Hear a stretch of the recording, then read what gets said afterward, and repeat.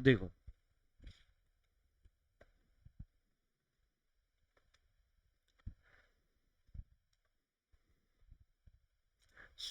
permutation when some of the things are alike taken all at a time। वो permutation के cases जहां पे चीजें एक जैसी हों, जैसे लिखा है स्कूल। अब इसमें क्या है, अगर पूछे कि इसके कितने परम्यूटेशन बनेंगे, तो वैसे लगता 1 2 3 4 5 6, 6 फैक्टोरियल। लेकिन इसमें से ये ओ तो एक जैसे है, कौन सा कहाँ आएगा, कभी अरेंज करके देखो, अभी समझ में आ जाएगी प्रॉब्लम क्या आएगी। वो थिंग्स अलाइक हो गई ना एक जैसी। अभी तक ऐसा कोई परम्यूटेशन हमने नहीं किया। वो वर्ड लेटर वाले थे भी तो वो डॉटर और ऐसे वर्ड थे जिसमें कुछ अलाइक नहीं था। तो ऐसी कहानी को हैंडल करने के लिए उन्होंने एक थ्योरम बनाई और स्टैंडर्ड बोला सिंपल 2 फैक्टोरियल। 2 फैक्टोरियल क्यों, ये 2 बार रिपीट है इसलिए 2 फैक्टोरियल से डिवाइड कर दो। एक कहानी और समझो, कैलक्यूलस। इस वर्ड में भी सवाल वही अरेंजमेंट करना है, 1 2 3 4 5 6 7 8। तो 8 फैक्टोरियल तो ऊपर आ जाएगा। डिवाइड कितना करेंगे, तो देखो कौन कौन रिपीट है, सी। अलाइक चीजों को सबको, सॉरी, सी रिपीट है 2 बार, फिर ए रिपीट है 2 बार, फिर एल रिपीट है 2 बार। 3 चीजें रिपीट है, जितनी बार रिपीट हो, अगर कोई 3 बार रिपीट हो जाए तो 3 फैक्टोरियल आ जाएगा डिवाइड। तो ये हैंडल करने का तरीका होता है अलाइक चीजों को। ऐसा क्वेश्चन केवल इन्हीं वर्ड्स में नहीं आएगा। जैसे 3 रेड बॉल्स जो आइडेंटिकल हैं, फिर 2 वाइट बॉल्स जो आइडेंटिकल हैं, है ना, 4 ग्रीन बॉल्स जो आइडेंटिकल है। अब कोई अरेंजमेंट पूछे कि आपको 3 बॉल सिलेक्ट करना है एट ए टाइम, या सारी सिलेक्ट करना है एट ए टाइम, पहले तो इसका अंतर समझो। यहां पे कौन सी लिखी है बात, ऑल एट ए टाइम। तो जब वो बोले कि आपको 4 3 7 और 2 9, 9 बॉल एक साथ सिलेक्ट करनी है, तभी ये प्रॉपर्टी लगेगी जो अभी हम पढ़ रहे हैं। Taking some of the things are alike, when some of the things are alike, जैसे ये अलाइक है, जैसे ये अलाइक है, but taken all at a time. इस बात पे फोकस करना है, taken all at a time. कोई डाउट? अगर मैं इस केस में बात करता तो 9 factorial upon 4 factorial into upon 3 factorial और 2 फैक्टोरियल ऐसा आता। तो वो लेटर्स हो सकते हैं, वो ये हो सकते हैं, ये लिखने का तरीका होता है। प्रूफ में तुम्हें जाने की जरूरत नहीं है, ना तुम्हें प्रूफ करना है, ठीक है। तो तुम स्टैंडर्ड रिजल्ट सीधा ध्यान रख लो, काम कर। कोई डाउट?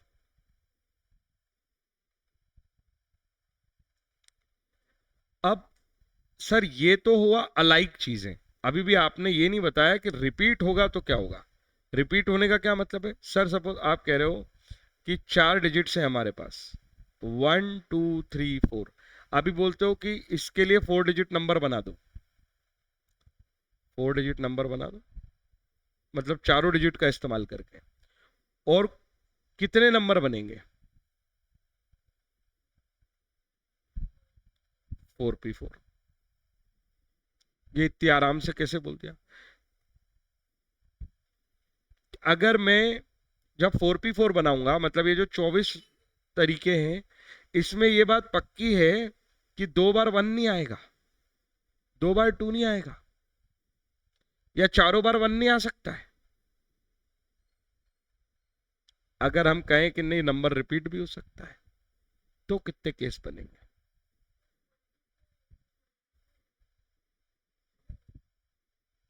तो इतने केस बनेंगे। 4 की पावर 4, n की पावर r। तो वो जो रिपीटेशन पे अपन ब्रेक लगा के बैठे हैं, अगर वो खुला छोड़ दें कि हर वैल्यू रिपीट हो सकती है एनी नंबर ऑफ टाइम, जितने भी रिक्वायरमेंट है तुम्हें, तो n की पावर r से वो सॉल्व होगा। बात समझ में आई? ये 4 डिजिट नंबर पे था। अगर कहते कि इसके टोटल नंबर से कितने नंबर बन सकते हैं, तो भाई वो फिर 4 पे एक बार, 3 पे एक बार, 2 पे एक बार, 1 पे एक बार, ऐसे भी करना पड़ेगा प्लस। नहीं आया समझ? और अरे 4 डिजिट से 4 डिजिट नंबर भी बनेगा, 3 डिजिट भी बनेगा, 2 डिजिट भी बनेगा, 1 डिजिट भी बनेगा, पर रिपीटेशन अलाउ नहीं है। तब वो केस था। यहाँ पे तो हम कह रहे रिपीटेशन अलाउ कर दो 4 नंबर्स के लिए एक साथ, तो ये n की पावर r लगता है। तो परम्यूटेशन व्हेन ईच थिंग में बी रिपीटेड, कितनी बार तक? जितनी आप सिलेक्ट करना चाहते हो। अगर चारों को एक साथ बात कर रहे हो 4 डिजिट्स पे, तो 4 की पावर 4। ये समझ में आया कि नहीं आया? रिपीटेशन जिसको ब्रेक लगा रखा था, ये कल भी मैंने एक बार लिखा था, n की पावर 4 बन जाएगा, रिपीटेशन अलाउ कर दिया अगर हमने तो। और अलाइक थिंग्स हैं अगर, तो वो ऐसे हैंडल होंगी। ये दोनों भी परम्यूटेशन के स्टैंडर्ड रिजल्ट है। समझ आई बात? जहां ऑर्डर इंपॉर्टेंट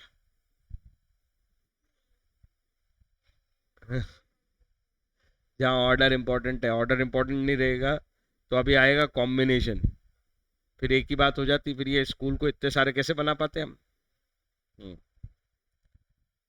चलो अब देखो कॉम्बिनेशन। परम्यूटेशन की जितनी बात करनी थी हो गई मेरे हिसाब से। एक सेकंड में और जाके देख लो कहीं परम्यूटेशन का और कोई स्टैंडर्ड रिजल्ट तो नहीं दिया उन्होंने।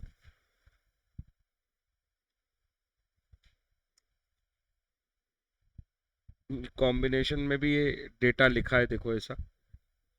और मैंने शायद उस दिन यही बताया था, ये मैंने अभी नहीं बनाया साइन। जब पहले दिन कॉम्बिनेशन परम्यूटेशन कॉम्बिनेशन का डिफरेंस सिखा दिया था, उसी दिन मैंने ये बात समझाई थी। वही मेरे को लग रहा था कि मैंने इस पे बात की है, और मैंने यही बताया था कि आर की वैल्यू एन तक जाएगी अगर ऐसा साइन बन गया, और समेशन होगा। वो एनपीआर के लिए हो, एनसीआर के लिए हो, या कहीं और भी हो, ऐसा सारी वैल्यूज में वैल्यू पुट कर करके, एक बार 1 पुट करके, एक बार 2 पुट करके, एक बार 3 पुट करके 10 तक ले जाओ और समेशन कर दो। वो तो यहाँ पे ये स्टैंडर्ड रिजल्ट ही दे दिया उन्होंने। उन्होंने कहा इतना सब करने की जरूरत ही नहीं, तुम सीधा क्या कर लेना, 2n-1 कर लेना। ऐसा कब होगा? वो कॉम्बिनेशन के साथ हम सीखेंगे। N different thing taking some और all of anything at a time. मैं ये जब कॉम्बिनेशन पढ़ा दूंगा फिर समझाऊंगा, ठीक है? ये ग्रुप बनाने की बातें होंगी, टेकिंग बाय सम और all of n things at a time. वो क्वेश्चन ड्राफ्ट होगा तब और क्लियर होगा। चलो यहाँ पे कॉम्बिनेशन की डेफिनेशन हम ऑलरेडी पढ़ चुके हैं। The number of ways in which smaller और equal number of things are arranged और सिलेक्टेड। ये की यही लाइन वहां लिखी थी। स्मॉलर और इक्वल मतलब कि आर या n at a time select कर रहे हो, छोटा या बराबर, जितनी वैल्यू, जितने भी कमोडिटी या यूनिट्स है तुम्हारे पास, from the collection of things. यहाँ तक सब सेम था, लेकिन जो अंतर था वो ये था, where the order of selection और अरेंजमेंट इज नॉट इम्पॉर्टेंट। यहाँ ऑर्डर इम्पॉर्टेंट नहीं है, परमुटेशन में इम्पॉर्टेंट होता है। तो ऐसी चीज़ों को हम कॉम्बिनेशन कहते हैं, ठीक है? एग्जाम्पल लिया उसने, पोकर हैंड। एक्चुअली क्या होता है, कार्ड्स गेम में 5 कार्ड्स के साथ एक गेम होता है। तुम्हें वो गेम की सीखने की जरूरत नहीं है, तुम्हें बस ये समझ में आना चाहिए। अगर ऐसा पोकर हैंड वर्ड का मतलब है, कार्ड गेम में 5 कार्ड सिलेक्ट करके कुछ गेम खेलते हैं, उसमें कॉम्बिनेशन कितने का होता है? 5 कार्ड्स का। और टोटल कार्ड्स कितने होते हैं? 52।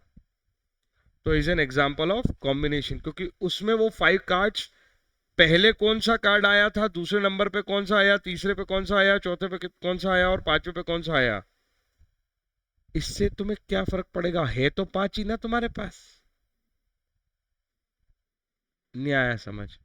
तो ऑर्डर इंपॉर्टेंट नहीं है। 5 जो है वो पहले कौन सा आया था, 5वें पे कौन सा आया, इससे फर्क नहीं पड़ता। जो 5 है वो 5 है, बात खत्म।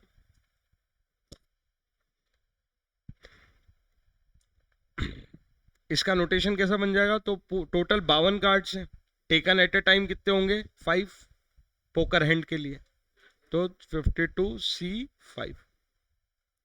ये ओपन कैसे होता है sir, 52 factorial upon 52 minus 5 factorial. ये तो बिल्कुल उसके ही जैसा है ना, अंतर है 5 फैक्टोरियल, मतलब n factorial upon n minus r factorial into r factorial. बस, तो ले दे के पीछे जो कर रहे थे वही करो, बस r फैक्टोरियल और डिवाइड कर लो, लॉजिक में इतना सा ऐड कर लो।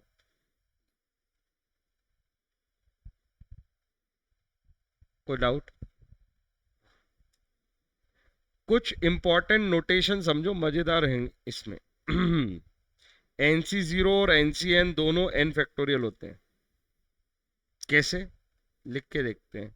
NC0 को सॉल्व करने की कोशिश करना, जो तरीका मैंने बताया उससे। n फैक्टोरियल अपॉन, हाँ वो n माइनस 0 करोगे तो n आएगा, फिर वो कैंसिल हो जाएगा। अरे क्या करना है तुम्हें,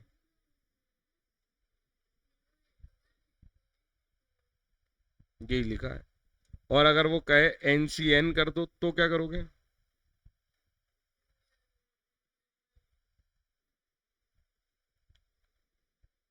ये 1 फैक्टोरियल आया।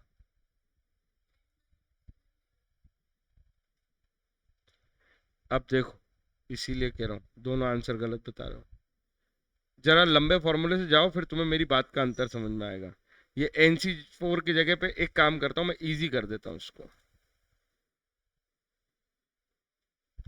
4C0, क्या तुम 4P0 कभी सॉल्व कर सकते हो? करो ओपन, करो ओपन। 4P1 तो कर लोगे, 4P0 करके दिखाओ।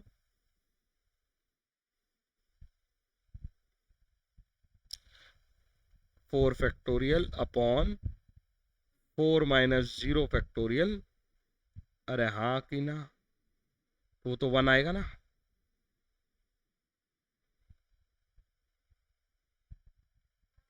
क्या दिक्कत क्या है इसमें, इसमें कोई दिक्कत है? इसको सोल्व ओपन करो, 4 फैक्टोरियल अपॉन 4 माइनस 1 फैक्टोरियल, तो इसमें 4 ही बचेगा क्योंकि 3 फैक्टोरियल से 3 फैक्टोरियल कैंसिल हो जाएगा। उसका दिमाग नहीं चल रहा है, नहीं चल रहा ना यहाँ पे, ये समझ में आया, 4 ही बचेगा। कैसे, बता, देखा, नहीं चल रहा है, मैं कह रहा हूँ नहीं चल रहा है। अरे ये तो समझ में आ रहा है, ये ये नीचे 3 फैक्टोरियल है, ये बड़ा है तो ऊपर बड़े को ओपन नहीं करते हैं, तो ये कैंसिल नहीं हो जाएगा। शॉर्टकट इतना दिमाग में चला गया कि नॉर्मल इक्वेशन ही नहीं आ रही समझ में, इसलिए वो 4 बचता है। यहाँ पे जब 4P0 लिखा है, ये अभी तक जरूरत नहीं पड़ी, तो इसका ये मतलब नहीं कि तुमसे सॉल्व नहीं होगा। अरे ये पूरा ही कैंसिल हो जाएगा, ये कितना बनाएगा। अब 4C0 सॉल्व करना, बताओ। 4 factorial upon n minus r, 4 minus 0 तो हो गई, इन्फिनिटी आने वाला है। देखें जरा, r फैक्टोरियल, अरे यही है ना फॉर्मूला, तो ये 4 फैक्टोरियल ही बनेगा ना। ये 4 माइनस 0 क्या बनेगा, ये कैंसिल, या 1। और 0 फैक्टोरियल की वैल्यू कितनी होती है, पहले दिन से सिखा रहा हूं, 1। क्योंकि ये अरेंजमेंट और सिलेक्शन है, ये नंबर नहीं है 0, ये नंबर ऑफ वेज है। तो एक तरीका तो ये है ही ना कि एक भी ना सिलेक्ट किया जाए। अरे समझ में आ रही बात क्या बोल रहा हूं मैं? सो इसका आंसर 1 आएगा। 4P0 भी 1, 4C0 भी 1। तो ये सॉल्व कर लो, अगर ज़्यादा समझ नहीं आ रहे तो याद करने की जरूरत नहीं है, ये बहुत आराम से सॉल्व होके हो जाते हैं। अब वो बोल रहा है 4C4 रखो। अब देखो अंतर इसका बताता हूं मैं 4P4 से। 4P4 क्या होता था? 4 3 2 1 पूरा खुल जाता था। क्यों? क्योंकि डिनोमिनेटर में 0 फैक्टोरियल आ जाता था। अरे हाँ कि ना? n-r के चक्कर में यहाँ क्या आ जाता था? तो ये पूरा 4 3 2 1 खुलता था। लेकिन यहाँ पे क्या होगा आप देखना मजे। ऊपर तो 4 फैक्टोरियल, नीचे वो n-r के चक्कर में 0 फैक्टोरियल, लेकिन r फैक्टोरियल के चक्कर में तो ये कितना आ जाएगा?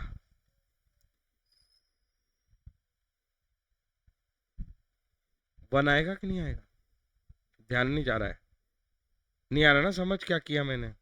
स्लो, स्लो करो सर। चलो मैं स्लो करता हूँ। मैंने लिखा 4C4 सॉल्व करना है। फॉर्मूला आता है 4C4 का?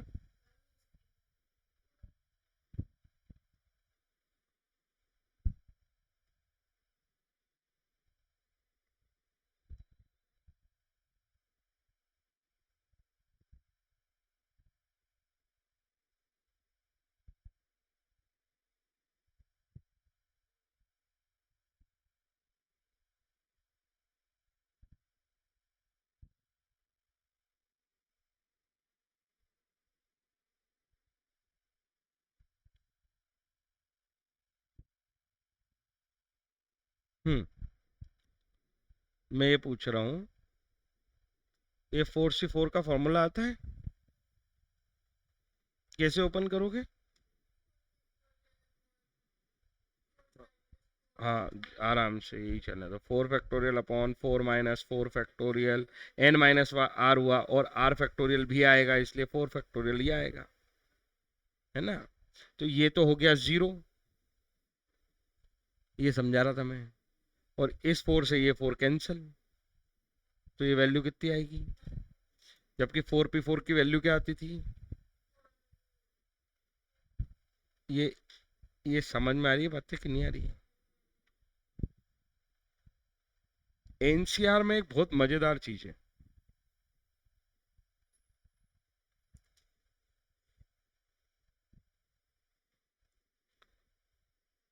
NCR equals to NCN-r, equals to लगा दिया, मतलब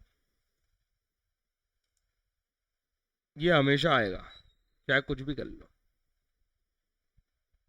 यही हुआ है ये कि 4C0 है तो 4C4 - 0,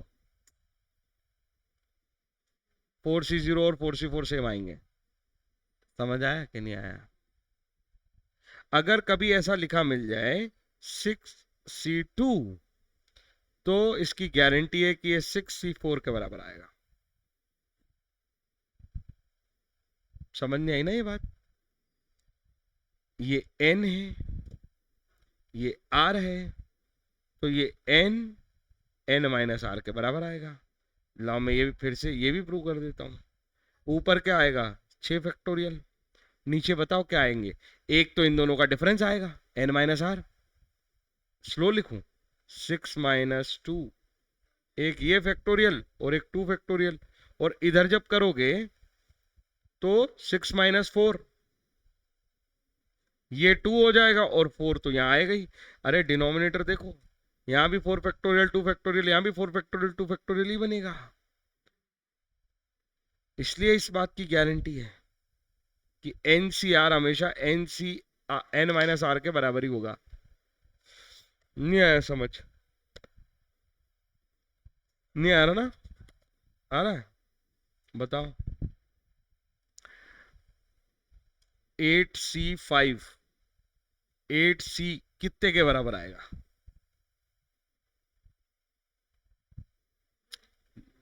8C3 के बराबर आएगा। करके देख लो। 8 फैक्टोरियल, 8 - 5 करते तो 3 आता, और 5 तो आता ही। ऐसे 8 फैक्टोरियल, 8 - 3 5 आ जाता, और 3 तो आता ही। अरे दोनों सेम आएंगे ही ना। इसी कहानी के चक्कर में ये हुआ। NC0 is equal to NCN।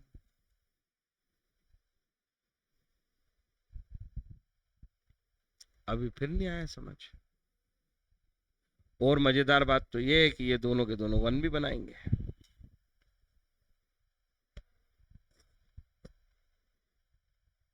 ऐसी कोई कहानी नहीं है पी में, हाँ? बहुत अलग अलग कहानी है। 4p1, 4p0 देखो 1 आता है, 4p14 आता है, 4p4 तो 24 आता है। अरे बोलो हाँ या ना। हाँ, तो एक थोड़ा सा मैंने इंट्रो कराया कि ये कैसे ओपन होता है और कैसे वर्क करता है। ठीक है, आगे चलें। एग्जाम्पल नंबर 1,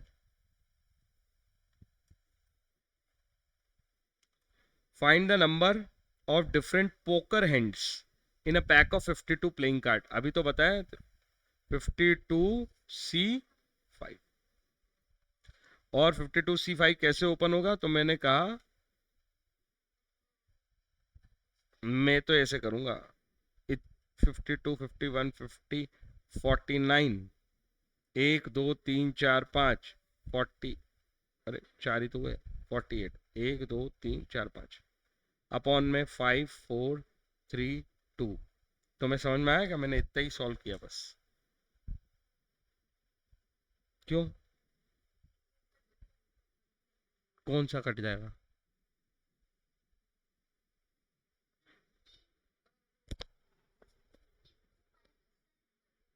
अभी ये अभी ये क्वेश्चन किसका होता? परम्यूटेशन का। तो ये डिनोमिनेटर नहीं आता और तुम इतना ही ओपन करते ना। क्यों? क्योंकि उसके बाद 47 फैक्टोरियल और डिनोमिनेटर में भी 47 फैक्टोरियल ही था। वो 47 फैक्टोरियल से 47 फैक्टोरियल कट जाता। तो अभी भी मैं उतना तो किया, एक चीज एड ऑन कर ली कि डिवाइड में 5 फैक्टोरियल और आ गया, और क्या है। अभी भी नहीं आया समझ, क्योंकि इस कहानी में भी जो कॉम्बिनेशन है उसमें भी उतना तो है ही ना, n-r फैक्टोरियल। तो ऐसे सीधे सोच सकते हैं, ठीक है ना। तो जो ये परम्यूटेशन होती पूरी 52 कार्ड्स के, 5 कितने अरेंजमेंट हो सकते थे, टोटल अरेंजमेंट उतने हो सकते थे, पर अगर हम ऑर्डर को इंपॉर्टेंस दे दें तो इतने डिवाइड हो जाएंगे। इसलिए हमेशा टोटल अरेंजमेंट जो परम्यूटेशन में हो सकते हैं, विदाउट रिपीटेशन वाले, हाँ विद रिपीटेशन वाली कहानी नहीं है, हाँ विदाउट रिपीटेशन डिस्टिंक्ट, तो उससे डिवाइड कर दो। समझ में आई बात? आर फैक्टोरियल करो, सॉल्व करो, कैलकुलेटर चलाना सीखना ही है। 52, 51, 50, 49, 48 डिवाइडेड बाय 5 4 3 2 1, 120 भी कर सकते थे। अरे समझ में आया कि नहीं आया? ये देखो यही तो किया, ये आना चाहिए। कैलकुलेटर चलाया होगा तो आया होगा।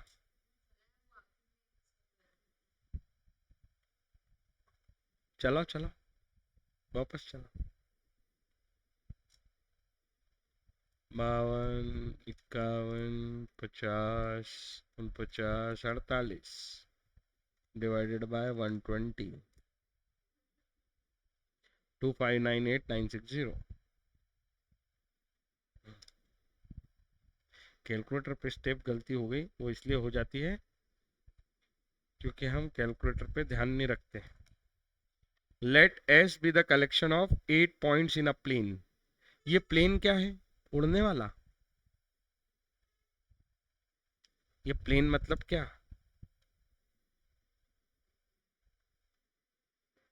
8 points in a plane, no 3 point on straight line. अब बताओ ये प्लेन क्या है? हाँ, अरे प्लेन में ही 2 डायमेंशन, 3 डायमेंशन, 4 डायमेंशन है ना, कि और कहीं है? तो ये वो प्लेन है, वो आगे से पता चला। वो बोल रहा है no 3 points on a straight line. Total 8 point है और 3 पॉइंट स्ट्रेट होंगे ही नहीं। वो पूछ रहा है, ये कंडीशन है कि 3 स्ट्रेट पॉइंट है ही नहीं, तो कंडीशन है find the number of triangles that have point points of S as vertices. बताओ भाई क्या करोगे? क्वेश्चन क्या है ये अजीब सा? अरे भाई 8 पॉइंट है, 8 को ज्वाइन करके कितने ट्राइंगल बना सकते हो, उनके कनेक्शन बनेंगे। तो 3 point taken at a time होंगे ना। आउट ऑफ 8 ट्राइंगल बनाने के लिए you have to take 3 points at a time. उसने बोला 3 पॉइंट कभी लाइन में है ही नहीं, तो हर 3 पॉइंट क्या बनाएंगे पक्का ट्राइंगल। अरे ये लाइन लिखने का मजा समझे कि नहीं अभी भी? No 3 points in a line. अगर 3 पॉइंट लाइन में होते तो वो 3 पॉइंट कभी फिर कॉम्बिनेशन बना के ट्राइंगल बना पाते क्या? इसलिए उसने ये क्लियर कर दिया कि मेरे जो 8 पॉइंट्स हैं प्लेन में, उसमें से 3 पॉइंट्स कभी भी लाइन में नहीं है। तो तुम बताओ कितने ट्राइंगल बना पाओगे? तो भैया 8 थिंग्स में से 3 taken at a time, question खत्म। 8C3। सर पी क्यों नहीं? क्योंकि ये 3 पॉइंट्स में अरेंजमेंट का, सॉरी ऑर्डर का कोई इंपॉर्टेंस होगा? अगर तुमने 3 पॉइंट चुने सपोज, एक 1 2 3 4 5 6 7 8, या 8 पॉइंट है तुम्हारे प्लेन में। अगर तुमने सपोज ये 3 पॉइंट चुन लिए, तो मैं ये पूछ रहा हूं इसमें ऑर्डर का क्या लेना देना? पहले तुम यहां गए थे कि पहले तुम यहां गए थे? ट्राइंगल तो एक ही है ये। नहीं आया समझ?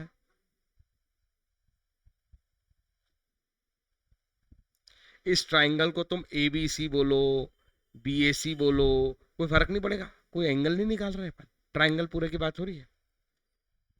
तो ऑर्डर इंपॉर्टेंट नहीं था, इसलिए 8P3 नहीं लगाया, 8C3 लगाया कि कितने ट्राइंगल बनेंगे। क्योंकि ये ट्राइंगल एक ही ट्राइंगल कहलाएगा, 3 नहीं बना देंगे इसको। समझ में आ रहा है कि ऊपर से जा रहा है? चलो ये बताओ 8C3 सॉल्व कैसे होगा? बहुत कठिन सवाल है। 8 7 6 3 2 1 है ना, ये इतनी आसानी सॉल्व। और बाकी जिसको लंबा करना है तो वो करो ऐसे, 8 factorial upon 8 minus 3 factorial into 3 factorial, फिर लिखो 8 इंटू 7 इंटू 6 इंटू 5, फिर ये छोटा इसलिए इसको यहाँ तक ले आए, तो ये 5 फैक्टोरियल से 5 फैक्टोरियल कैंसिल हो जाएगा, 3 फैक्टोरियल 3 इंटू 2 इंटू 1 बनेगा। ऐसा कर लो, तुम्हारी मर्जी। ये 6 से 6 गया, केवल 8 इंटू 7 इतना ही करना था। ये 56 समझ में आया कि नहीं आया?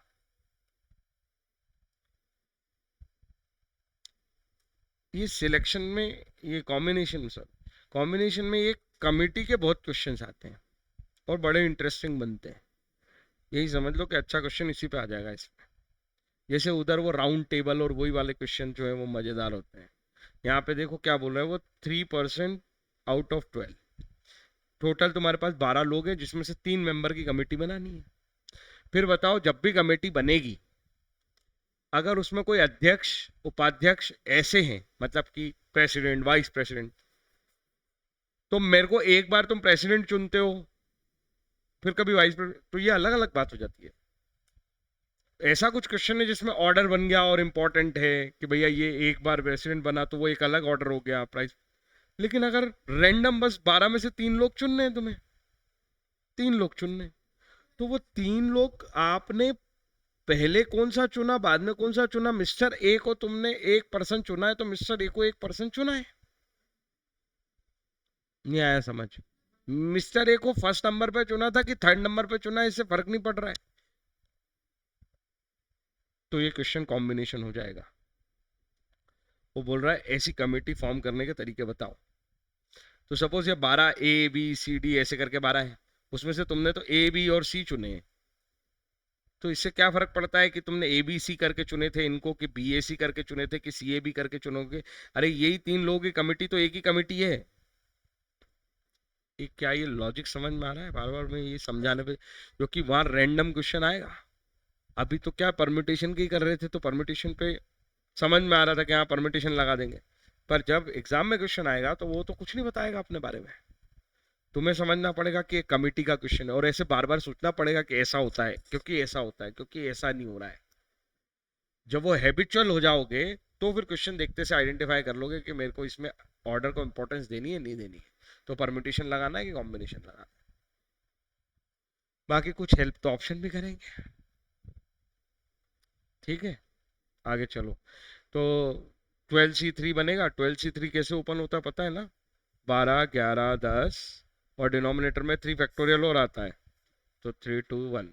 तो ये 6 आया, तो ये 2 हो जाएगा। 110 इंटू 2, 220 आ गया। आगे चलो, एक और एग्जांपल देखो। एक कमिटी है 7 मेंबर्स की, टोटल 7 मेंबर हैं इस कमिटी में। ये चूज किए जाएंगे। अब कमिटी ऑफ 7 मेंबर है, टोटल 7 नहीं है, कमिटी 7 मेंबर की है। अवेलेबल तो ये हैं तुम्हारे पास, 6 CA, 4 economist, 5 chart cost accountant.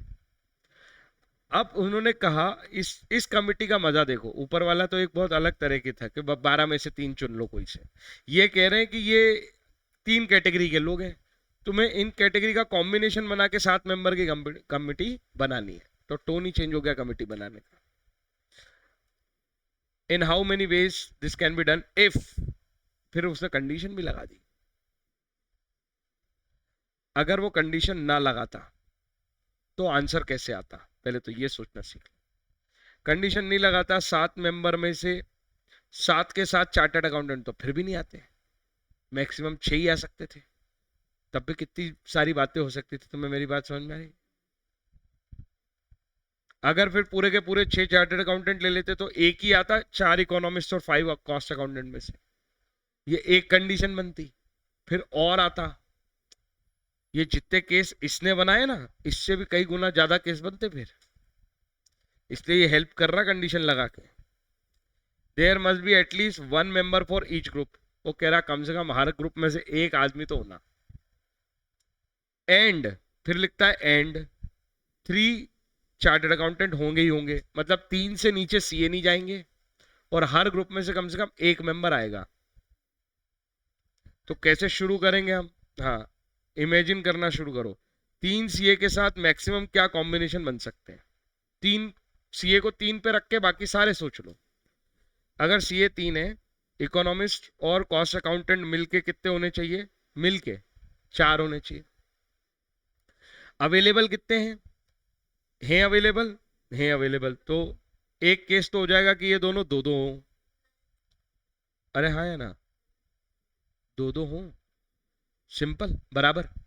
फिर एक केस हो जाएगा कि एक इकोनॉमिस्ट हो, क्योंकि कम से कम एक तो रखना पड़ेगा, और रिमेनिंग वो हो, एक वो हो कॉस्ट अकाउंटेंट और 3 इकोनॉमिस्ट हो।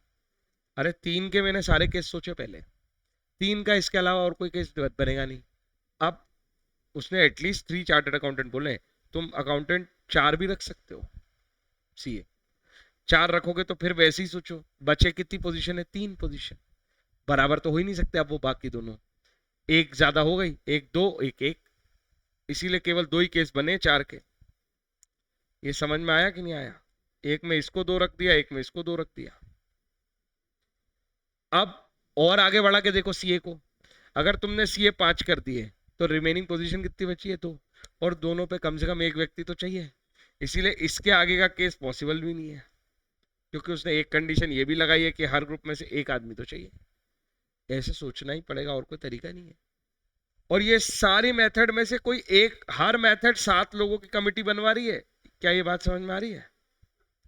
तो ये सारी मेथड और में है, और ये जो अंदर की कंडीशन है ये एंड में है। ये नहीं समझ में आया ना भाई? ये 3 लोगों को चुनने का तरीका क्या है पता है? 6C3। ये 2 लोगों को चुनने का तरीका पता है क्या है? 4 इकोनॉमिस्ट में से 2 का चुनाव होना है, तो 4C2 होगा। पी क्यों नहीं हो रहा सर? क्योंकि आप कौन एबीसी 3 चार्टर्ड अकाउंटेंट चुनते हो, तो आपने पहले किसको चुना था? ऑर्डर से मतलब नहीं है। ये समझ में आ रहा है कि C3 आएगा, यहाँ सिलेक्शन करने में C2 आएगा, और यहाँ सिलेक्शन करने में 5C2 आएगा। तो इन तीनों में देखो मल्टीप्लाई लगेगा। अरे आया समझ पहले मेथड में? पर मेथड 1 का जो आंसर आया, फिर मेथड 2 का आंसर आएगा, 3 का, इन सब के बीच में और है।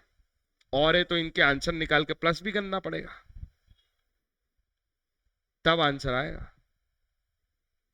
कुछ समझ में आया कि नहीं आया?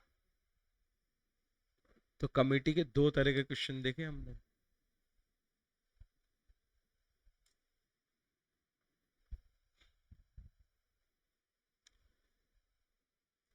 ये भी एक इंटरेस्टिंग क्वेश्चन होता है, बहुत ही इंटरेस्टिंग, वेरी आईएमपी।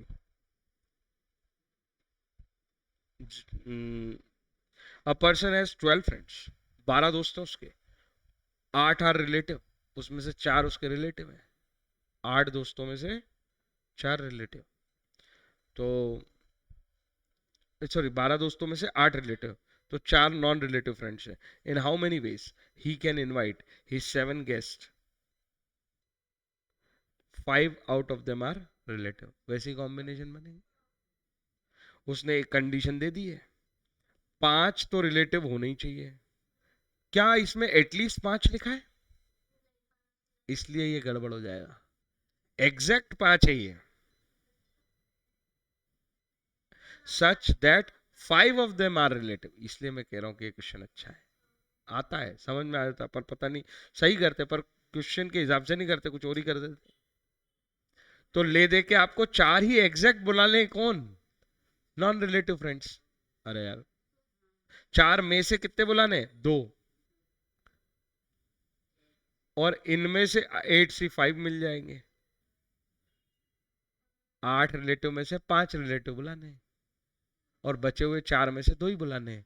यहाँ एटलीस्ट वाली कोई कंडीशन नहीं है, एग्जैक्ट है। तो बस ये एग्जैक्ट आंसर है, बात खत्म हो गई।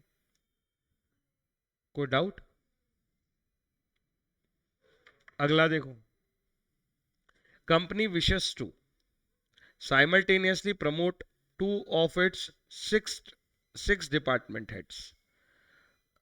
उसकी कंपनी में कितने डिपार्टमेंट हैं? 6। तो 6 हेड है उनके पास, उसमें से कितनों को? 2 को वो प्रमोशन देना चाहती है। अब वो 2 में पहले किसको नाम लिखेगी, बाद में किसका नाम लिखेगी? ऑर्डर इंपॉर्टेंट लग रहा है क्या? तो कितने वेज आएंगे? 6 P2 आना चाहिए कि C2 आना चाहिए? समझ में आया कि नहीं आया? क्वेश्चन खत्म। तो आंसर बड़े आसान है। जो मेन प्रॉब्लम आएगी वो आएगा इस चीज को समझ पाना कि इसमें P2 लगाऊंगे कि C2, कि इस क्वेश्चन में तो कुछ लिखा नहीं है, वहां एग्जाम में आ जाएगा।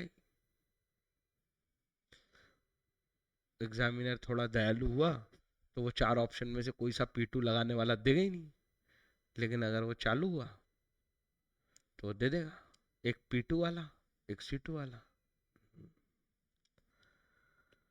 अब बिल्डिंग कॉन्ट्रैक्टर नीड्स 3 हेल्पर, 10 लोगों ने आके अप्लाई कर दिया। अब मुझे बताओ, वो 3 जो चुने जाए उसमें पहले किसको चुना या बाद में किसको चुना, इससे क्या फर्क पड़ता है? अगर वो 10 के नाम है अपने पास, उस 10 में से 3 नाम तुमने चुने हैं, वो पहले बाद से फर्क नहीं पड़ रहे हैं, इसलिए 10C3। कोई समस्या है क्या? ये तो फिर बच्चों जैसे क्वेश्चन होते हैं, इसमें तो कोई दिक्कत ही नहीं, अपने पास तो ऑप्शन भी होगा एन का। अरे हाँ की ना, तो इनको डिस्कस करके क्यों टाइम पास करना है? करूं क्या? तो बताओ, कर देता हूँ। देखो अब आया मजेदार क्वेश्चन। एक बॉक्स है, ये बॉक्स और बॉल वाले क्वेश्चन भी अच्छे होते हैं। 7 रेड, 6 वाइट, 4 ब्लू, ये कॉम्बिनेशन है। इस बॉक्स में बॉल्स रखी हैं। तुम क्या करने वाले हो? सिलेक्शन। सिलेक्शन मतलब कॉम्बिनेशन होता है कि परम्यूटेशन? वो तो कुछ जवाब देने वाली थी, तुमने जल्दी दे दिया। डिपेंड करता है ऑर्डर पे, है ना? हाँ, तो ये सिलेक्शन हो रहा है, तो इससे कोई फर्क नहीं पड़ता कि क्या पता क्या होगा आगे, अभी देखेंगे समझेंगे। 3 बॉल्स कैन बी मेड, तो 3 बॉल सिलेक्ट हो रही हैं, 3 बॉल सिलेक्ट हो रही हैं, ऑल 3 आर रेड। मेरे को बताओ, जब बॉल सिलेक्ट की तो इसके अंदर ऑर्डर कैसे इंपॉर्टेंस होगा? इसीलिए परम्यूटेशन में कभी भी ये वाले क्वेश्चन, तुम्हें मेरी बात समझ में आई कि नहीं? तुम 3 बॉल निकाल के बैठे हो, उसमें पहले कौन सी निकाली थी, इससे क्या फर्क पड़ेगा? इसके क्वेश्चन इसलिए परमुटेशन पे बनने ही नहीं है। तो पर वो बोल रहा है कि कंडीशन लगा दी हमने, वो तीनों हमको रेड चाहिए। भैया रेड चाहिए तो ये 6 पे हाथ नहीं जाना चाहिए और ये 4 पे भी हाथ नहीं जाना चाहिए। हाथ हमेशा किस पे जाना चाहिए? इन 7 पे ही जाना चाहिए। तो ये केस तो हो जाएगा 7C। समझ में आया कि नहीं आया? आउट ऑफ दिस 7 ही तो बॉक्स में से निकलेगी, तभी तो तीनों रेड आएंगी। अगर वो कहता है none is red, none is red कैसे सॉल्व करूं? मतलब हाथ हमारा कहां जाना चाहिए सर? दोनों में से किसी पे भी जा सकता है। तो अवेलेबल ऑप्शन कितने अपने पास? 10। 10 में से किसी पे भी जाए, कोई टेंशन नहीं है। उसने ये थोड़ी बोला है कि इतनी वाइट और इतनी वो चाहिए, कोई भी आ जाए बस रेड ना आए। तो अवेलेबल बची है 10, उसमें से ही 3 आ जाएंगी। अरे इतना सिंपल। ये समझ में आया कि नहीं आया? 1 इज ऑफ ईच कलर। इतनी कठिन बात। वो कह रहा है कि हर बॉल अलग अलग कलर की आनी चाहिए। तो भैया पहला हाथ अगर रेड पे गया है तब 3 थोड़ी निकल आएंगी, उस 7 में से केवल एक निकलेगी। फिर दूसरा हाथ 6 पे ही जाना चाहिए, उस पे एक निकलनी चाहिए। और तीसरा हाथ 4 पे ही जाना चाहिए ब्लू बॉल्स पे, और उसी में से भी उसमें से भी एक ही बॉल आनी चाहिए। ऐसे करके 3 बॉल्स हमारे पास आएंगी। और ये बात साइमल्टेनियस लगेगी, क्यों? क्योंकि 3 इकट्ठी करनी है, एक एक से काम थोड़ी चलेगा। ये कंडीशन समझ में आई? ऐसे लिखना 7C1 6C1 4C1। अब बताओ 7C1 तो 0 होता है कि 1 होता है?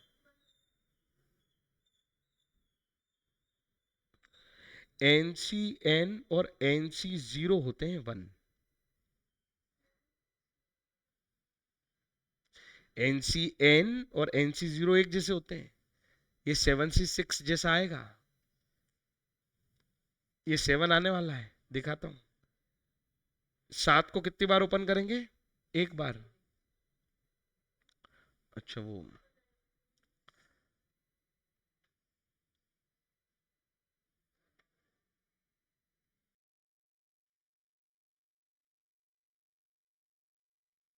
हम्म देखो मैं ये समझा रहा हूं। NCN और NC0 होते हैं ना, वो होते हैं 1। 7C1 को तुम ओपन करोगे तो एक बार तो ओपन करोगे ना 7, डिनोमिनेटर में 1 आएगा, तो इसका आंसर कितना आना चाहिए? और इसके जैसा एक और कौन आएगा बताओ? इसका भाई कौन होगा जिसका आंसर 7 ही आना है?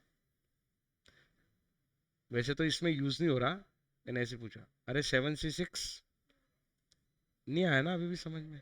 इसी को n को r में से माइनस कर दो।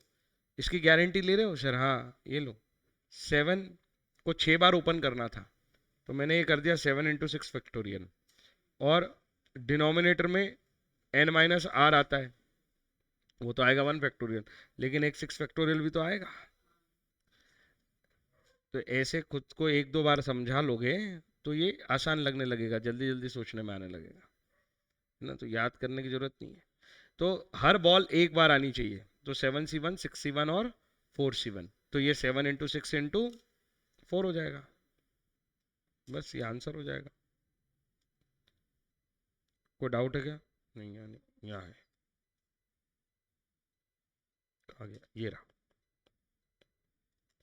168 वेज। फिर अगला क्वेश्चन वैसे ही आ गया कि एन और आर में आर निकाल दो, एन निकाल दो।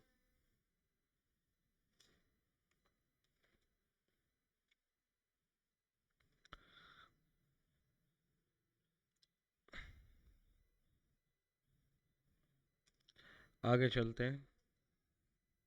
प्रॉपर्टीज, काफी क्वेश्चन इस पे होते हैं। क्या तुम्हें पहली प्रॉपर्टी आती है? अब मैंने तो ये प्रूव करा दिया, ठीक है। ये जो दूसरी प्रॉपर्टी है ये भी मजेदार है। देखो तो क्या लिखी है, n+1 r और NCR और NCR-1। ये प्रॉपर्टी कैसे काम करेगी प्रूव करके देख लो, समझ में आ जाएगी कि ये प्रॉपर्टी बना के रखनी चाहिए हमें।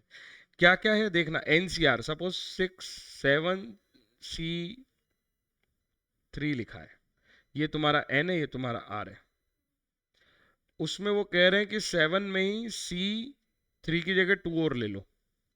मतलब r-1 और कर लो, तो तुम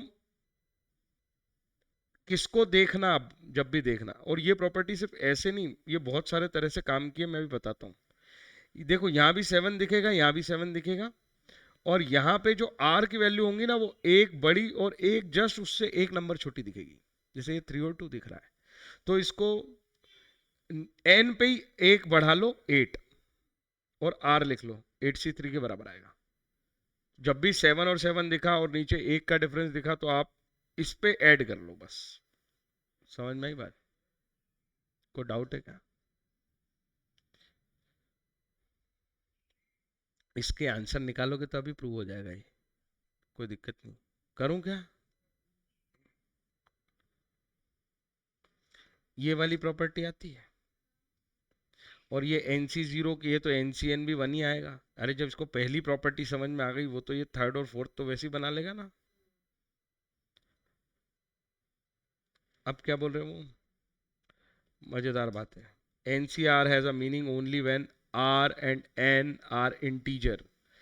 R और N इंटीजर होने चाहिए, ऑब्वियस बात है। और वो इंटीजर भी क्या नेगेटिव हो सकते हैं? अरे किसी भी काम को करने का तरीका, अरेंजमेंट या सिलेक्शन, नेगेटिव कैसे हो सकता है? जीरो हो सकता है कम से कम। वो भी एक तरीका होता है कि हमने किसी को सिलेक्ट ही नहीं किया, हमने कुछ अरेंज किया ही नहीं और कुछ। तो ये जीरो हो सकता है, वो ठीक है, पर ये जीरो से पॉजिटिव एन की तरफ ही जाएगा। बोलो हाँ या ना? और ये जो बोल रहे हैं ये बहुत मजेदार है, इस पे बहुत अच्छा क्वेश्चन बनेगा। ये क्या बोल रहे हैं? N C n minus r. सोचो, n C n minus r, इसको सॉल्व करने की कोशिश करो जरा, क्या होगा? ऊपर तो आ जाएगा फैक्टोरियल एन, आएगा। नीचे क्या आएगा? n माइनस आर, ऐसा हो जाएगा ना। इन एक तो इसका फैक्टोरियल होएगा, और एक n माइनस आर का फैक्टोरियल आएगा। नहीं आया समझ? अगर ऐसा हो जाएगा, तो मैं इस ब्रैकेट को अगर ओपन कर दूं, इस ब्रैकेट को ओपन कर दूं, तो r में तो आ जाएगा प्लस, ये दोनों हो जाएंगे कैंसिल। तो ये n माइनस आर और r देख के कुछ समझ में आ रहा है? देखो, when n minus r is less than equal to n, ये तो, ये बात तो हम वैसे भी जानते हैं कि भैया ये इसकी जो वैल्यू है n माइनस आर की, वो किसी भी हालत में n से बड़ी। तुम्हारे पास चीजें ही 10 है, उसमें से सिलेक्शन कमेटी में 11 लोग थोड़ी ले आओगे। ठीक है, वैसी वाली बात। इनको कॉम्प्लीमेंट्री कॉम्बिनेशन बोलते हैं। क्यों बोलते हैं मैंने अभी बताया, वो इक्वल होते हैं। If we form a group of r thing out of n different thing, n minus r remaining thing are not included in this group from another group or rejected things, the number of group of n different things taken r at a time should be equal to the number of n different things taken n minus r at a time. अब ये question दे रखा है, और ये बहुत मजेदार question है। अब ये मेरे हिसाब से इसको प्रॉपर्टी बना के देना था, पर इन्होंने नहीं दिया। देखो क्या लिखा है, 18 18 r+2। तुम मुझे बताओ, जीवन में कभी r=r+2 हो सकता है क्या? ये तो पॉसिबल ही नहीं है। कुछ समझ में आ रही मेरी बात?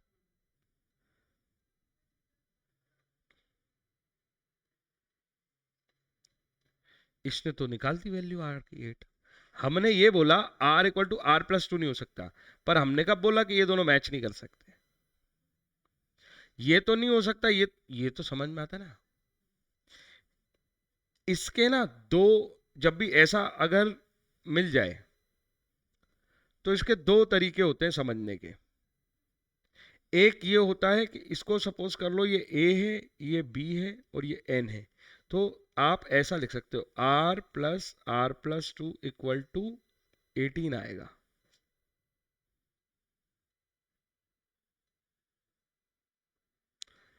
इसका क्या मतलब है सर? 2r = 16, r = 8। मैं गारंटी ले रहा हूँ ये आंसर सेम होने वाले हैं, देखो अभी आएंगे। एक हो जाएगा 18C(R), मतलब 18C(8), और 18C(10). तुम मुझे बताओ इसको सेम आना चाहिए कि नहीं आना चाहिए? अरे ये n है, ये r है, ये n है, ये n-r है, नहीं आएंगे सेम? ये सेम, अरे आ गए हैं, तुम कह रहे हो आना चाहिए। r अगर 8 हो तो ये सेम हो गए, हमने वो r ढूंढ दिया जिसपे ये दोनों क्या होंगे, सेम होंगे। नहीं आया समझ?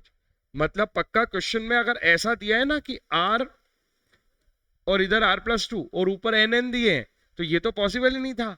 पर पॉसिबल कॉम्बिनेशन में नंबर ऑफ वेज में हो जाता है। क्या, क्या चीज कि अगर आप 8 थिंग्स एट अ टाइम ले रहे हो 18 में से, तो आप 10 चीजें छोड़ रहे हो ना एट अ टाइम। एक ही बात है ना।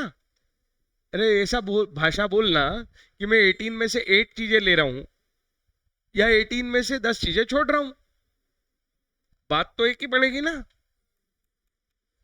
तो यहाँ पे वो ऐसा दिखने का मतलब पक्का ये वैल्यू कैसी होगी, ये नहीं, ये r पक्का निकलेगा और r+2 से वो मैच करेगा इस तरह के रिलेशन में। ये समझ में आया कि नहीं आया?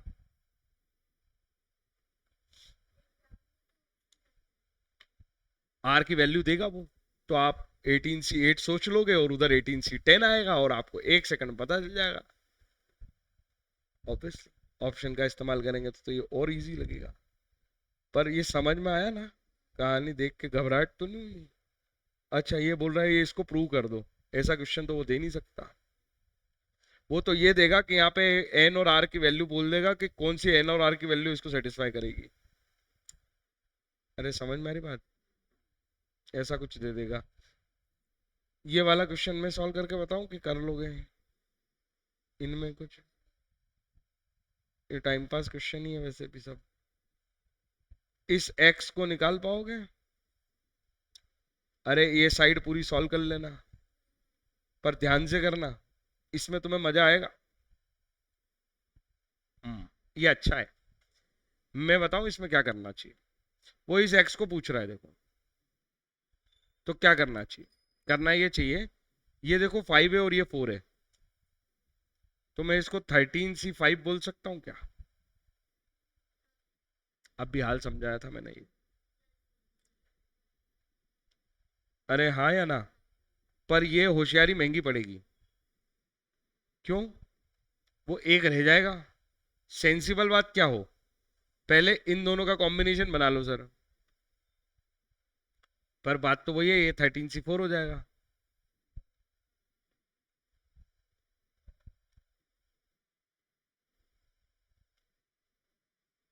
मेरे को तो ऐसा करना है कि मैं 14 तक पहुंच जाऊं।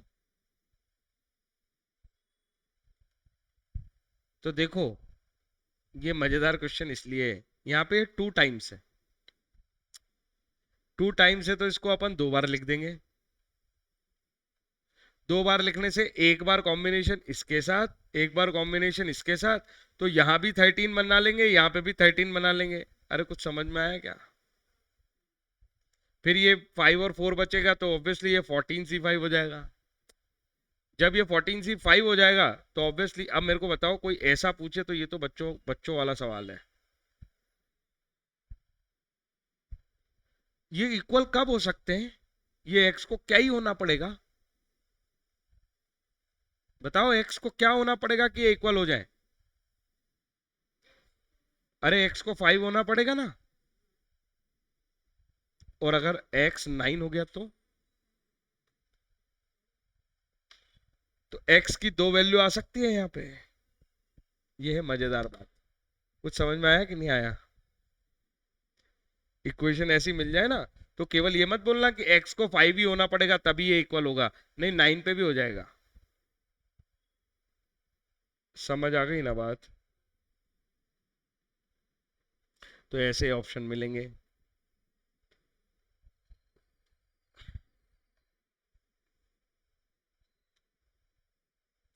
ये भी एक प्रॉपर्टी है पर इसका कोई खास यूज नहीं है, हम तो सॉल्व करके इसको हैंडल कर लेते हैं। स्टैंडर्ड रिजल्ट हम शुरू कर चुके हैं और स्टैंडर्ड रिजल्ट में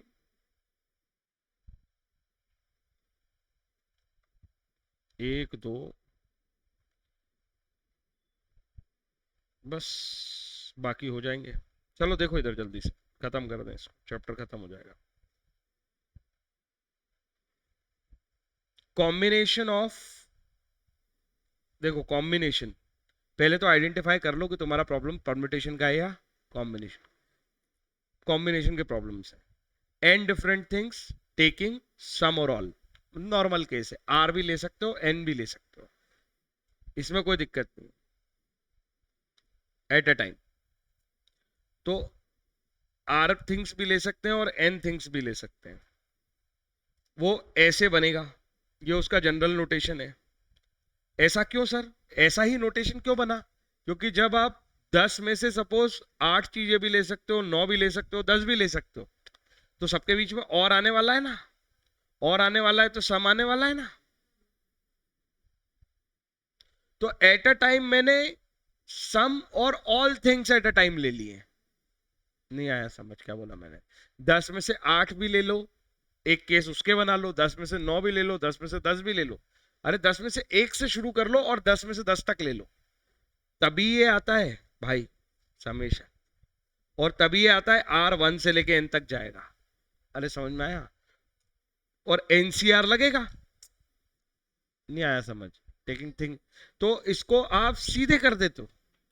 अगर ऐसा क्वेश्चन पूछ ले तो सीधा एक ही रिजल्ट, क्योंकि बहुत लंबा आंसर बनेगा, तो उन्होंने स्टैंडर्ड रिजल्ट निकाल रखा है 2 की पावर n-1। समझ में आया क्या? इसका क्वेश्चन दिखाऊं? उसका क्वेश्चन भी होगा, ये रहा देखो। अरे अब लाइट आ गई है, नेटवर्क से मैं परेशान।